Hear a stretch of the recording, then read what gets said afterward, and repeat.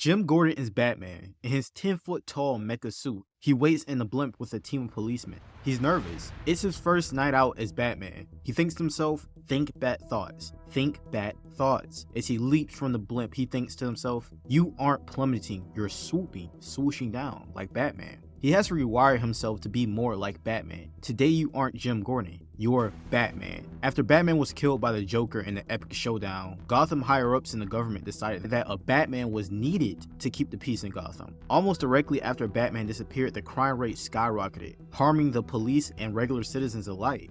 A program was developed to create a Batman that operated within the rules of the law. 3 months before our new Batman debuted, Jim had been invited to the Batman training facility, where a bunch of policemen were training. They all were great for the role of Batman. They're smart, young, and strong. This is a great group to pick the new protector of Gotham because it's exactly what the board of directors wanted. But Jeree, the woman in charge of the program, believes Jim would be the best man for the job. He may not be as young or intelligent as anyone in that facility, but he cares for the city very deeply. Something that him and the OG Batman shared. Besides, nobody knew Batman better than him. Jim was really on the fence about it and tells Jeree that he doesn't think he's the right guy for the job, but she asks him to at least sleep on it. In the present, Jim Gordan, now known as Batman, is fighting the giant energy monster, and he just can't figure out how to stop this thing. Nothing he throws at it seems to work. More superpowered freaks have been popping up since Batman disappeared, making Gotham look like a worse version of Keystone or Metropolis. In the past, Jim consults his friend Harvey Bullock about the decision to become a legit Batman.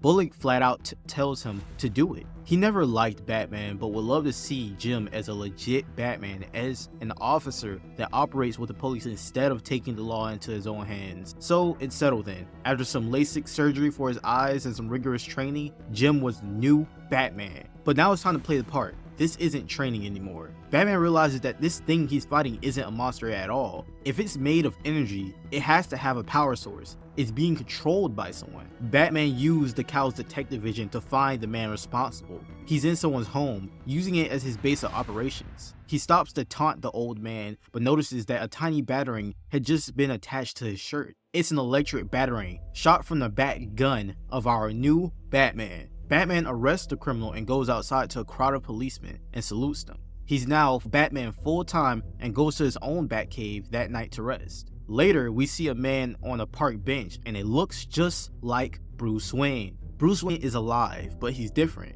He isn't the man I remember, Clark Kent says to Alfred. Alfred tells Clark, aka Superman, how he had found Bruce and originally thought he was dead. They looked at scans of his brain and found that this was the real Bruce, the Bruce that died when his parents were killed in that alley. Free from all his past traumas, with a new goal to give back to Gotham in his own way. Alfred never got a chance to tell Bruce who he really was, that he is Batman, and he wanted to keep it that way. Alfred reveals to Superman a machine created by Batman to clone an aged up version of himself with all his past traumas and skills. Alfred wants to destroy this machine. He tells Superman to let Jim be the hero and let Bruce live. More and more superpower freaks have been popping up. Batman finds out that there is a superpower arms dealer. He uses his seed drug to kill his clients as soon as they are defeated or captured, so that nothing is traced back to him. These seeds grant the person some type of superpowers. Jim is finally in his element. He had long ago stopped trying to be Batman.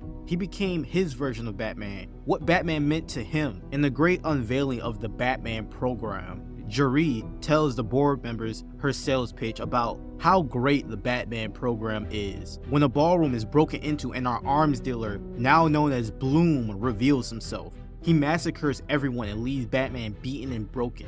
Once he's healed, he eventually tracks down Bloom's hideout and confronts him. But when he calls for backup, his suit attacks him instead of helping him. Who is behind this betrayal? It seems that Bloom had just put a transmitter inside the suit, causing it to go rogue. The bat suit flings Batman into the air, almost hitting a news helicopter. That was close. I was almost turned into bat salad, Batman thinks to himself, and lands back into the fight. His mech is still out for blood, so he uses his wit to target its missile grate, blowing the machine up into tiny pieces of steel. But it's not over yet. We still have to deal with Bloom. He defeats Bloom by using an explosive charge within the seas, causing Bloom to be electrocuted and eventually defeated and captured. He did it.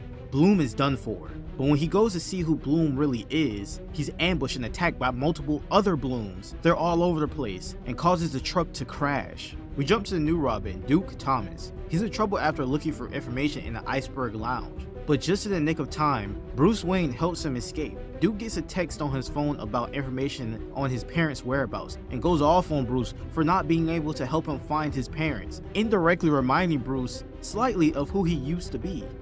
Duke storms off and Bruce goes to clear his head in the park. He starts thinking about everything that Duke said and finds a seed on the ground. He starts thinking about everything that Duke said, everything that Alfred said, and he finds a seed on the ground. He's beginning to put everything together and begins to say, "I'm Bat," but he's interrupted by a man asking if he could sit next to him. Bruce tells him, "No worries, you can sit here. I just got into an accident around here a while ago." And the man with his pale skin and green eyes says, "That's funny, so did I." They sit and talk for a while about their accident while Jim's getting his ass beat by Bloom. They talk about keeping what they have now and maybe even starting over. The mysterious man pulls out a gun and tells Bruce that he contemplates giving up. Bruce suspects this man knows him, and right before the man kills himself, they're interrupted by explosions in the city. Batman races home and breaks Alfred's door open and says, "Bring me to my cave." He remembers now. Alfred is trying his best to keep his son from this truth, but it's too late.